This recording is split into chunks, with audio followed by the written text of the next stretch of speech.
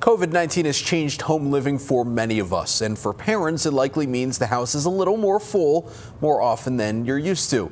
We may be 9 months into the pandemic, though it's never too late to teach your children important life lessons.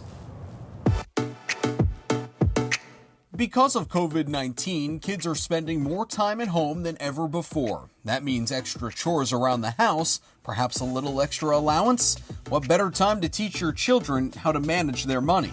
A balanced financial approach is super important because kids don't need any help blowing money.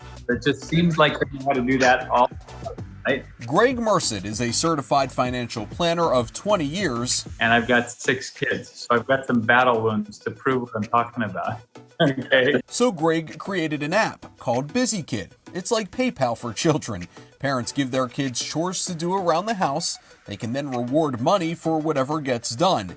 BusyKid then gives the kids the choice: save it, spend it, or donate it.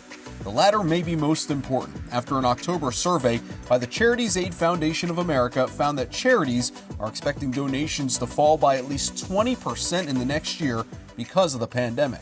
It's a great way to teach empathy, be nice to other people, but you're doing it with the money that you earn, which is even more important.